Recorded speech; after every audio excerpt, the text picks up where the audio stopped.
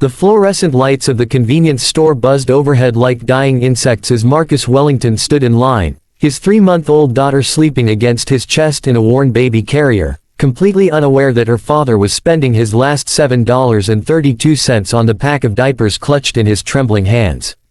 Behind him, a woman in an expensive charcoal suit shifted impatiently, her designer heels clicking against the scuffed linoleum floor, but Marcus couldn't bring himself to care about anyone's schedule right now because in exactly 4 hours, he would have no way to keep his baby girl clean and comfortable, and that terrified him more than the eviction notice taped to his apartment door or the empty gas tank in his 15-year-old sedan parked outside.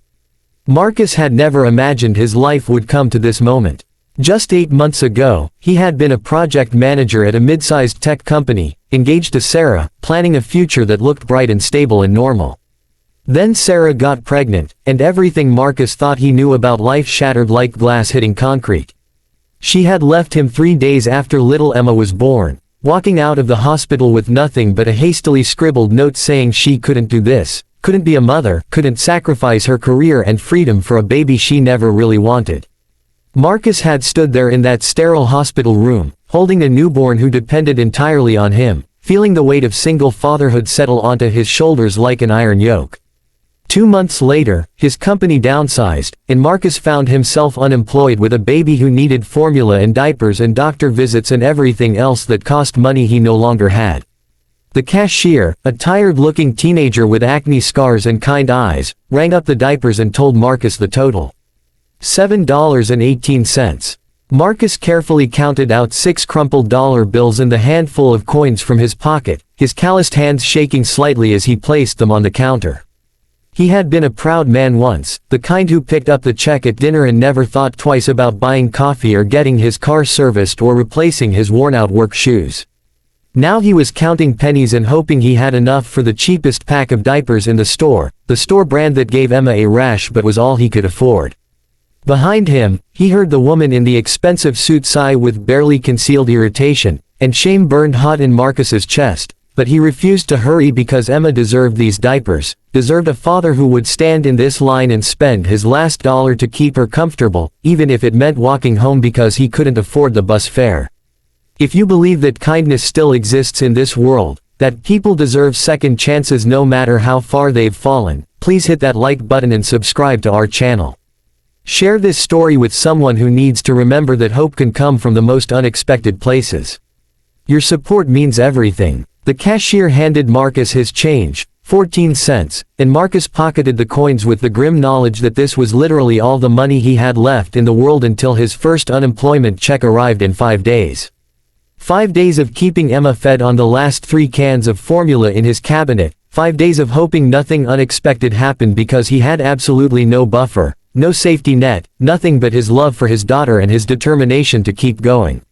Marcus grabbed the pack of diapers and turned to leave, murmuring an apology to the woman behind him for taking so long, but before he could take 2 steps, her voice stopped him cold.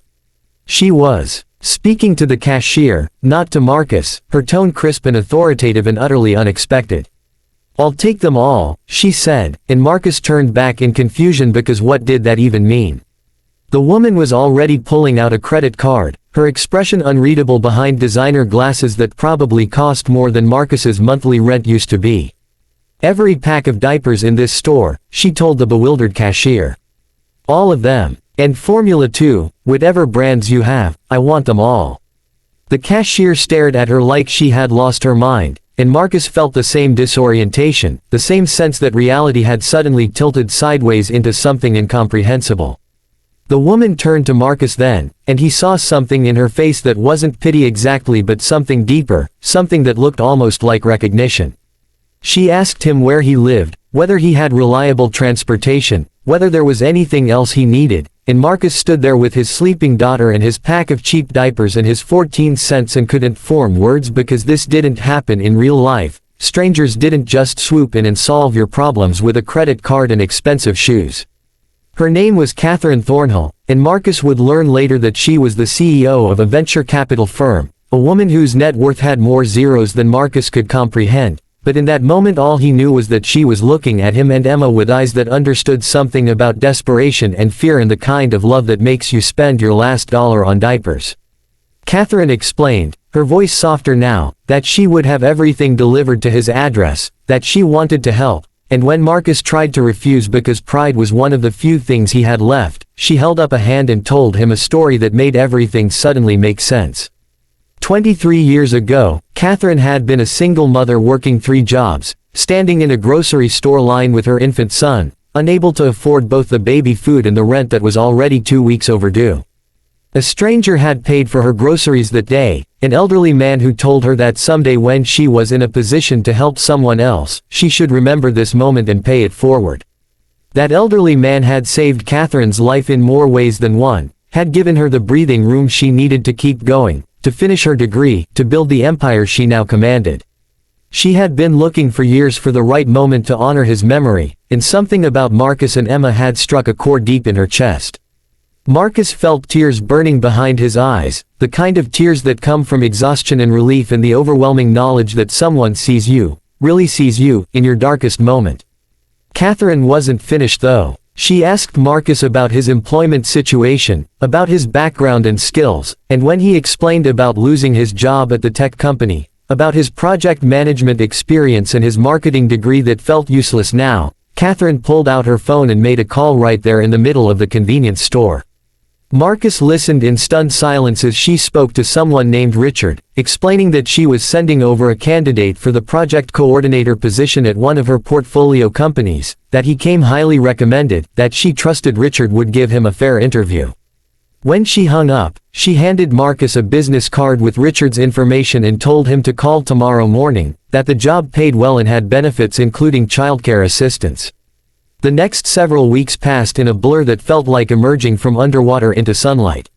The diapers and formula arrived at Marcus's apartment the very next day, enough to last months, along with boxes of baby clothes and toys and supplies that made Marcus sink onto his worn couch and cry with gratitude. He called Richard and got the interview, and maybe it was Catherine's endorsement or maybe it was Marcus's genuine skills and experience, but he got the job, a position that paid more than his previous one and came with healthcare and a 401k and the kind of stability Marcus had thought was gone from his life forever. Emma thrived, growing chubby and happy and secure in ways that made Marcus's heart ache with relief. He started rebuilding, paying off the back rent, getting his car fixed, buying groceries without counting every penny, and through it all he kept Catherine's business card in his wallet like a talisman.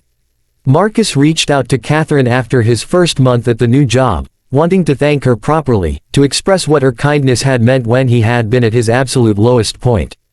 They met for coffee, and Catherine told him more about her journey, about the years of struggle and sacrifice and determination that had built her success.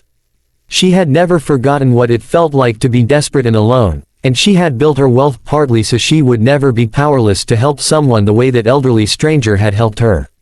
Catherine admitted that she had a son Emma's age, well, a son who was now 23, but she rarely saw him anymore because her obsession with work had cost her that relationship, had turned her into exactly the kind of absent parent she had sworn never to become. Watching Marcus with Emma, seeing the fierce love in his eyes despite his circumstances, had reminded Catherine of what truly mattered, had made her realize that all the money and success in the world meant nothing if you lost sight of the human connections that gave life meaning. The conversation shifted something in both of them. Catherine started making more time for her son, rebuilding bridges she had thought were burned beyond repair, and Marcus discovered that Catherine had become not just his benefactor but his mentor and friend. She taught him about financial planning and investing, about building a career with intention, about balancing ambition with presence for the people you love. Marcus taught her about resilience and gratitude, about finding joy in small moments, about the kind of wealth that has nothing to do with bank accounts.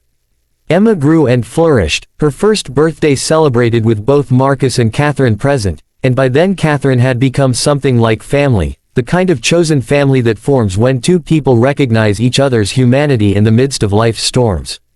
If this story touched your heart, if you believe in the power of compassion and the ripple effects of one act of kindness, please leave a comment below sharing a time when someone helped you when you needed it most. Like this video and share it with anyone who might need a reminder that miracles can happen in the most ordinary places. 2 years later, Marcus stood in that same convenience store, no longer desperate but remembering vividly what desperation felt like. He was picking up milk after work, Emma chattering happily in the cart, when he noticed a young woman in line ahead of him, her hands shaking as she counted out change for baby formula, clearly coming up short. Marcus didn't hesitate. He stepped forward and told the cashier he would cover it, and when the woman turned to him with tears in her eyes, Marcus saw himself reflected back, saw the terrible moment when you realize you can't provide the basics for your child and it feels like drowning. He gave her Catherine's business card, now worn at the edges from living in his wallet, and told her to call the number, to tell them Marcus Wellington had sent her, that there were people who wanted to help. The woman clutched the formula and the card like lifelines, and Marcus felt something settle in his chest, the completion of a circle that had started with an elderly man helping Catherine decades ago and now continued through him into an uncertain future. That night, Marcus called Catherine and told her what had happened, and he heard her smile through the phone as she said she would make sure the young woman got the help she needed. They talked about establishing something more formal, a foundation maybe, a way to identify and assist parents in crisis before they fell through the cracks entirely. Marcus contributed ideas from his own experience, understanding the system's failures from the inside, and Catherine contributed resources and connections and decades of business acumen. Together they began building something that would outlast them both, a legacy of kindness that honored that elderly stranger neither of them had ever known but who had set in motion this chain of compassion that now reached across generations. Emma fell asleep that night in her comfortable bed, in an apartment that was warm and safe and full of love, completely unaware that she had once been the catalyst for something much larger than herself, unaware that her father's last dollar had purchased not just diapers but hope and connection and proof that humanity's capacity for goodness still existed even in the darkest hours. Comment: kindness matters, below if you believe that one small act of compassion can change someone's entire world. The story that began in a convenience store with $7.32 had transformed into something Marcus never could have imagined in that moment of desperation, proof that sometimes when you reach the end of yourself, when you have nothing left but love and determination, the universe sends exactly the person you need to remind you that you are not alone, that your struggle matters, that kindness is not dead but simply waiting for the right moment to reveal itself and change everything.